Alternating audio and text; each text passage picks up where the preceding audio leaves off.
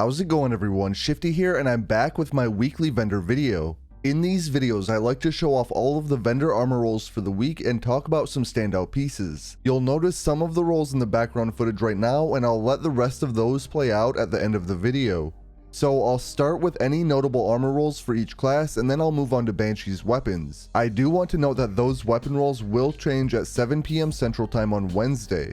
Now, as I always say, the armor sold by vendors is primarily for newer players or build crafters. If you're a veteran player, you likely won't find anything super useful here, although there have been pieces with a 65 or 66 total stat. Before I get into it, if you end up enjoying the video, make sure to hit that like button and leave me a comment. Also, if you're new to the channel, remember to subscribe as well. Alright, I'm going to start off with Warlocks. This week there is only one piece worth mentioning, and it's a pair of gauntlets sold by the Drifter with 22 resilience, 15 intellect, and 15 strength. The stat distribution here is a little bit strange, but if you make up for the recovery elsewhere, this could be a good piece for increasing your resilience in PvP. Like I said, this is really all Warlocks have this week, but Titans aren't doing much better. In fact, I didn't see anything that was incredible for Titans, so I picked an honorable mention for this week. It's chest armor sold by Shaxx. This piece has 18 discipline, 16 mobility, and 14 resilience. This piece isn't awful if you can make up for your recovery, because discipline will help your grenade cooldown and the resilience will help your barricade cooldown.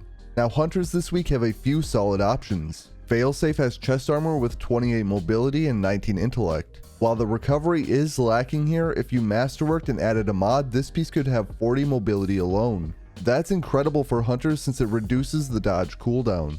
Then Shaxx has gauntlets with 26 strength and 18 recovery. We finally have a piece with decent recovery, and the strength on this is great as well. If you're looking for armor to use in a melee focused build, I would pick this up. Next up, Zavala has chest armor with 20 discipline, 16 recovery, and 16 mobility. These are the three stats I prioritize on my hunter.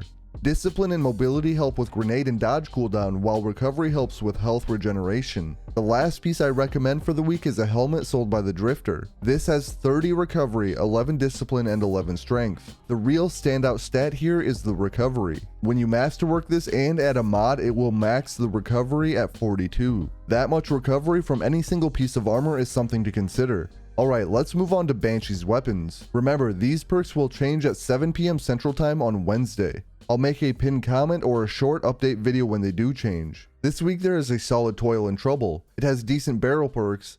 The mag perks aren't anything special, but it does have slide shot and snapshot sights, which are great on shotguns. It also has a range masterwork. Then the Ikelos sniper rifle is a decent buy for PvE with triple tap. However, this one doesn't have a masterwork, which is a bit of a shame. Then the Truthteller that is being sold is a god roll with one slight downside. It doesn't have a masterwork. With that said, I think it's still a must buy if you don't have a similar role. Blinding grenades are god tier in PvE, especially endgame content. This also has auto-loading holster, which is another amazing grenade launcher perk.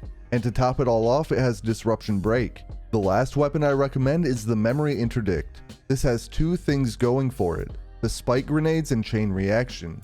Also, you'll notice that this weapon actually has a masterwork, which is nice. Anyway, now I'm going to let the rest of the vendor armor and weapon rolls play out if you want to stick around to see those. Otherwise, I hope that you enjoyed the video, and if you did, remember to like and subscribe.